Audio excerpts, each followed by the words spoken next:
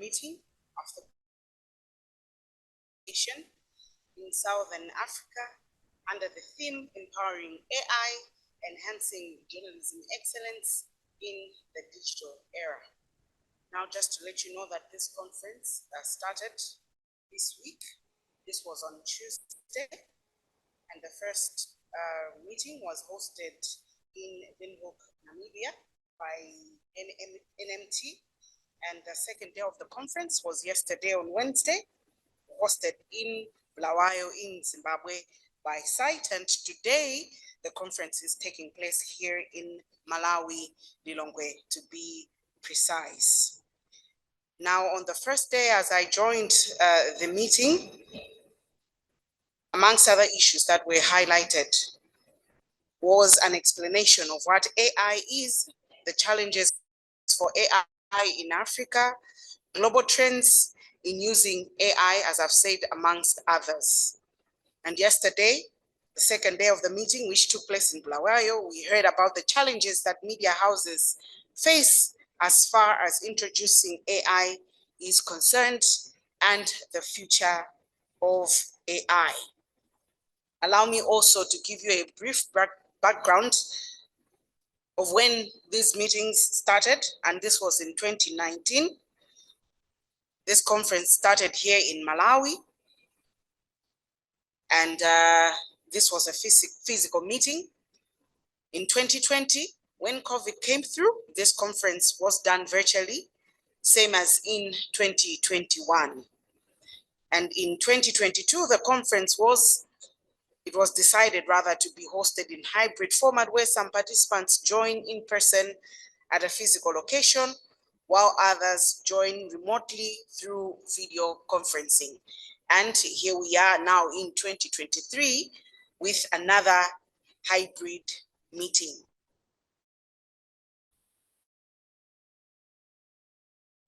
Let me also thank,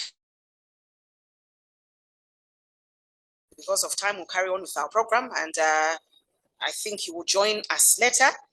Moving on, according to the program, I would like to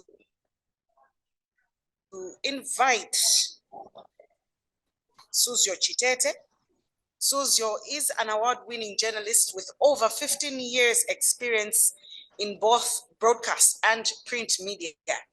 He is currently working as an investigative journalist and assistant bureau chief for Nation Publications Limited.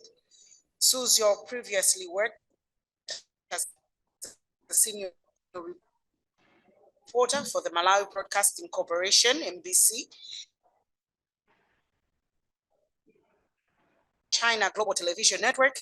Suzgo is part of the team that has published a book for Amnesty International, Out of the Shadows, which is an adaptation from an investigative story done by Al Jazeera on attacks against people with albinism in Malawi.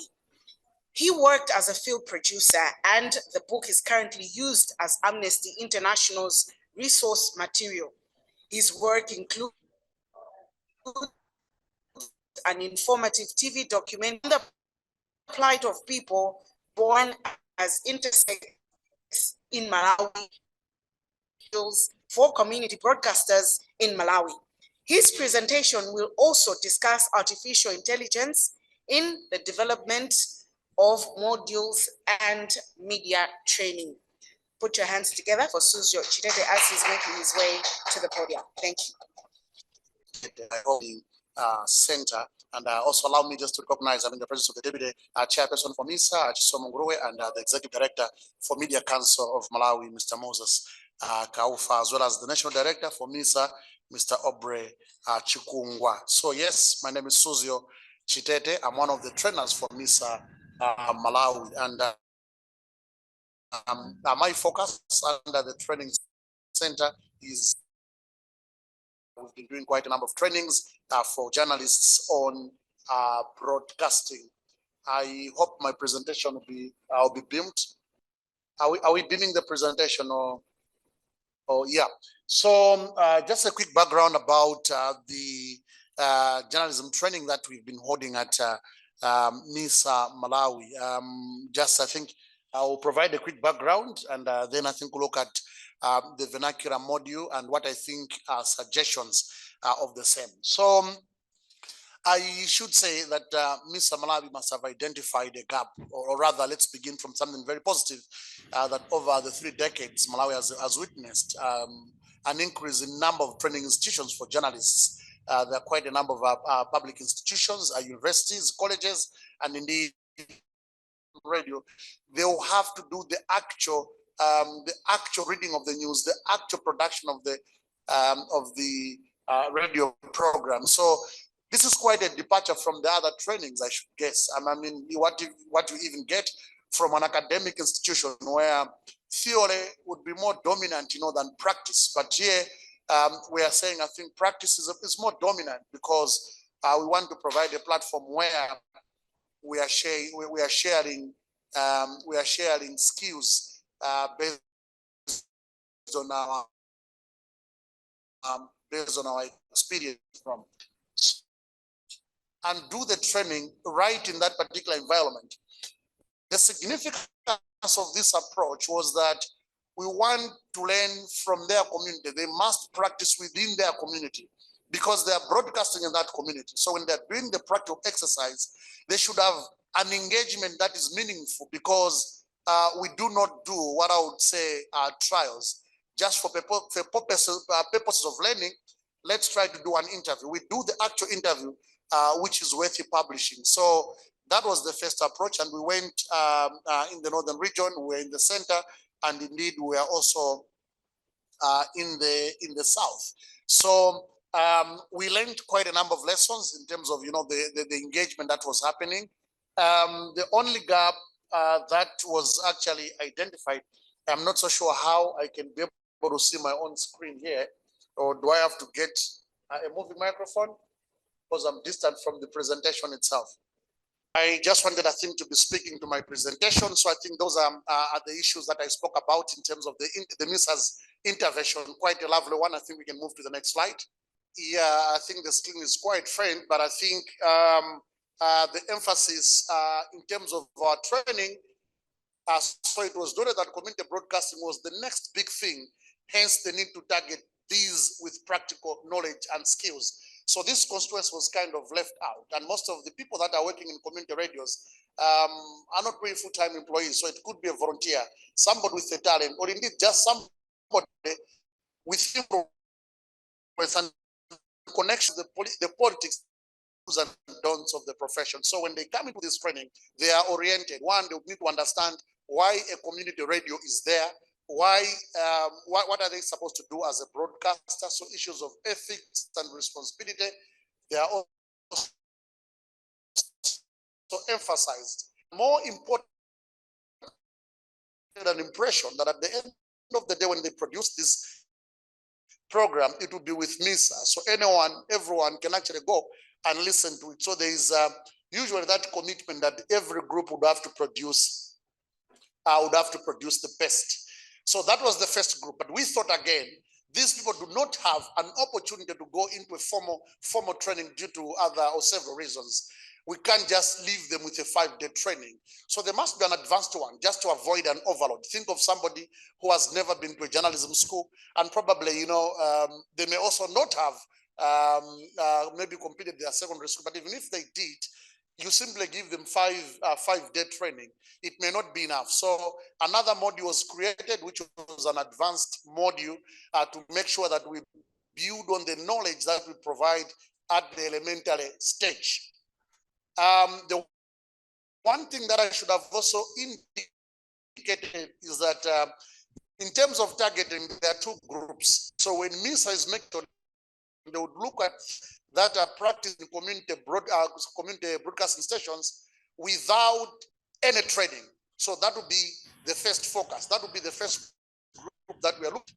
But there are even education, so it could be a certificate or even a diploma in journalism, but they have never had an opportunity to get the hands-on experience. They are also welcome, but they are considered second compared to a group that is without the basic qualification or some qualification in journalism. So when we go to the advanced level, one, priority would be given to those that were trained in the elementary level. And secondly, even those that are also practicing but would want to learn some new skills in terms of broadcasting. We can move to the next slide. So there comes vernacular, which I'm supposed to talk about. So along the way, the feedback that we are getting on these training sessions, and also a DW Commission study in 2022 actually revealed that, there were some gaps. The gaps were that we are talking to people who are in community radio, and most of them broadcast in community radio. And some of them, if not most of them, do not have qualification in journalism, because journalism training in Malawi is offered in English in most of the institution of higher learning. So there were some of the participants literally left out. So our classes would be a class of 12 because we do not want to have so many people, so that at least we have that kind of focus. But maybe out of 12, you'd see that half are not really following or are not participating. They are desirous to participate, but the mode of communication, I think, is a challenge. So the first part of the training, we're also doing it with a colleague from German, Andreas, and I was also doing it with a colleague from Malawi, Mr. Emmanuel Kondowe. So really, because we also have a colleague from outside the country, then English became the mode of communication. So if they were to do an interview for the appreciation of the other trainer also, we had to ask them to do interviews at least in English or in the local language, but they would still have to translate. Here is somebody who typically broadcasts in their local language, but you're bringing them into English. Well, a formal academic setup or in an academic setup, that would be the arrangement. But MISA thought it differently because we are providing skills, practical skills to these learners. And therefore, we began to think differently, or MISA also began to think differently based on the feedback that we are getting. And that is how the vernacular module was birthed. And we began with two, Chichewa and Chitumbuka. So I think we can move to the next presentation. To the next slide.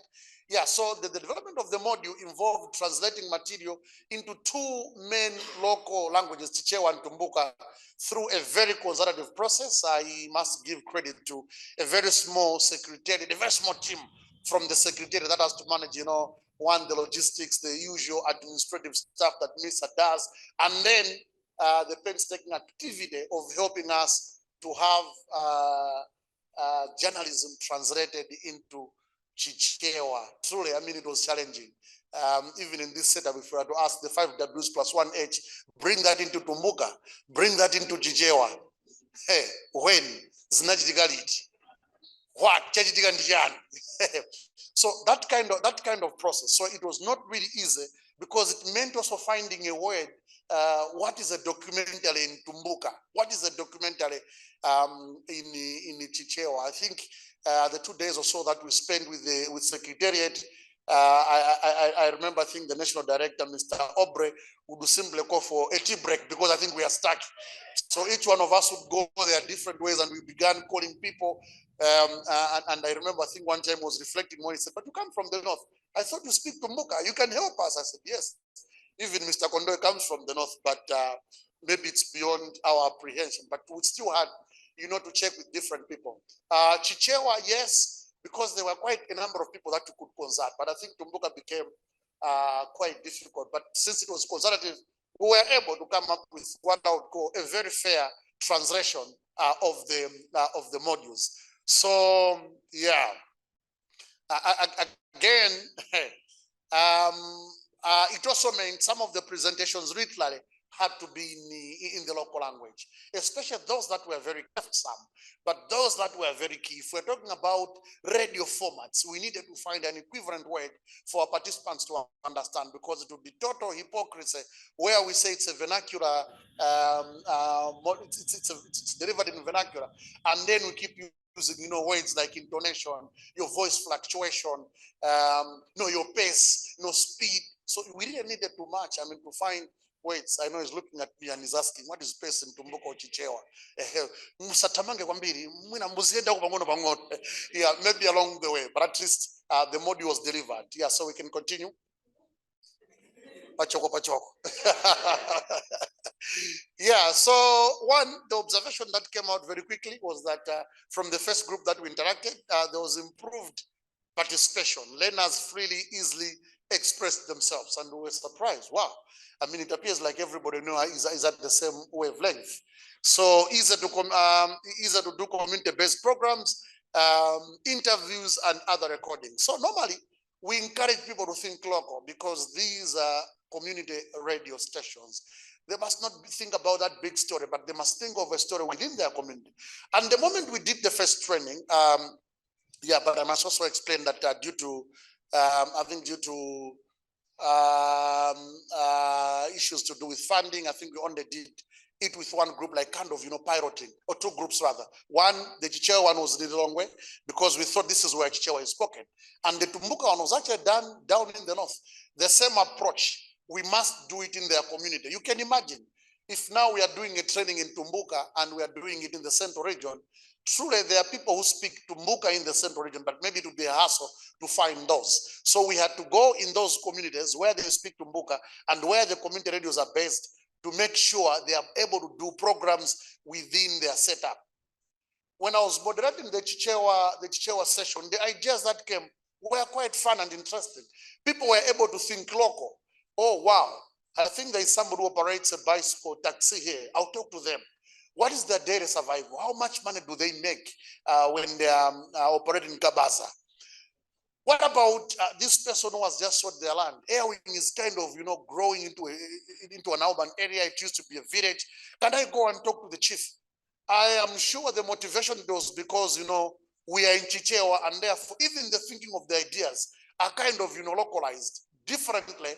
When you're doing a program in English, when we are delivering the module in English, what it means, even the thinking, is elitist, is English kind of.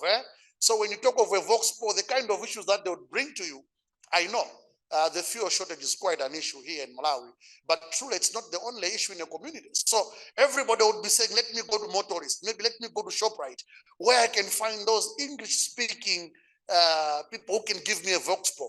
But this time around, people were doing interviews within the Njewa community, within the community where MISA Malawi Training Center is located. The one advantage of conducting this program in Chichewa is that it was or participants were able to decentralize their thinking, from that hyper level to the basic level, their own level. So that was one advantage.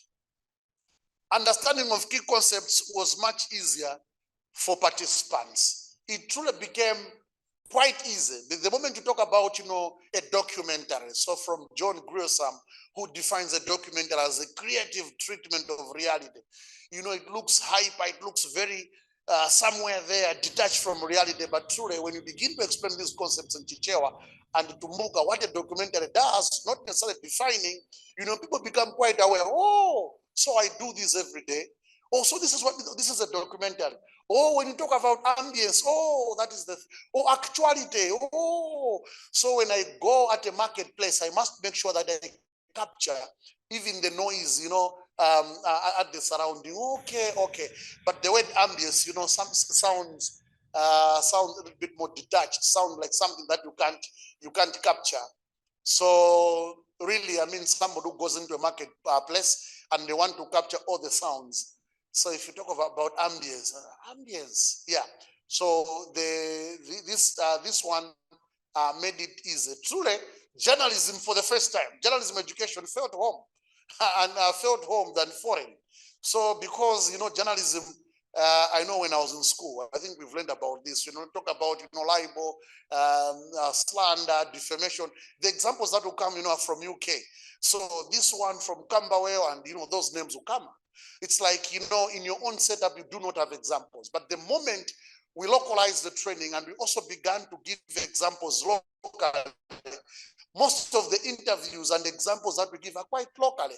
So we can make reference to an interview that has done, but I think thinking local helps in making journalism feel home and less foreign. They go and do the Chichewa one. Is just my suggestion. So with time, this may become a new norm, do a training in vernacular after they see the advantage. After all, this content to practice. So again, I think my own observation is better targeting of participants. This can, I think, can be raised or can be taken care of if we begin to target participants, appropriately, so that we know that those that are coming are those that will truly benefit from the vernacular module. Otherwise, if we begin to save the interest and we say, okay, 5 minutes we're in English, no, we'll come back to Chichewa. So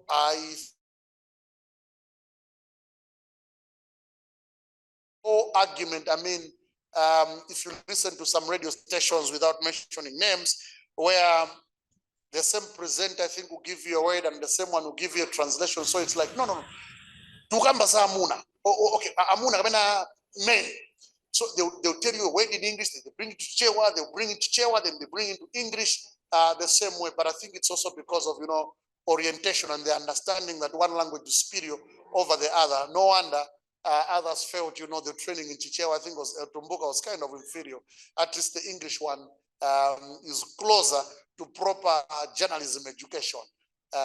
Yeah, so not really an issue, but need to ensure that local language is prioritized. So once we target participants properly, that should be able to be taken care of. That is not to say we are going to make a rule to say here, no English. If you don't know the English word or the Chichewa word, then just keep quiet. No, I mean, it's language. We have to be flexible. We have to be flexible as long as we do not, once again, make English more dominant in a Chichewa setup. The next slide, sir. Yeah, so the other issue that I was expected to talk about, I think, is AI, and unfortunately, it's not an issue that I'm also I'm the course of business. So journalism cannot really avoid the freedom of technologies, and truly, it's making life easy. So even when we are conducting our trainings, we have actually seen, life becoming easier in the sense that sometimes you use less money to do the same work, because technology allows you, where people just send a voice note and then somebody will respond on WhatsApp and they have an interview. An interview is done, as just an example. People are able to verify information using online searches, and then online audiovisual editing software, where a smartphone has actually become a studio. Next slide, specifically on AI. Yeah, so AI would really be helpful for development of modules, I guess, from my own research in conducting of these trainings. But I guess it would help to have, proper orientation on the trainers on how to benefit from AI in developing content, especially the localized module. If there is a way, truly it's my appeal, instead of making a presentation, that the trainers for these modules surely must be trained themselves before they begin to think of using AI in developing content. So if there is that kind of opportunity, I think would really have first and foremost, and we guess this may significantly reduce the pressure of physical organizing or translating materials into local language. I'm thinking if there was a computer program, there was a machine that would simply feed in the whole training manual, the matrix and everything, the presentation, and within a minute or two, you have a Tumbuka version. I hope Mr. Malik Mela from IHAB, we should be consulting him, I think, to give us the technical know how we can do that.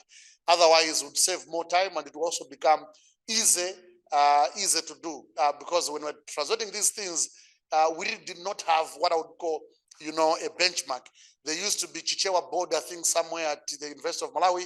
I'm not so sure if it is still there, on where there is a Tumbuka board, where we can have sort of uniformity in terms of the way that we come up with, so that a documentary in one part of the country should not be different. Definition should not be different from another. So that is just an appeal from my side. Another slide. My suggestions, which would also be called recommendations, but I thought recommendations are more stronger than suggestions, because I know this is what Secretariat is also very much aware about.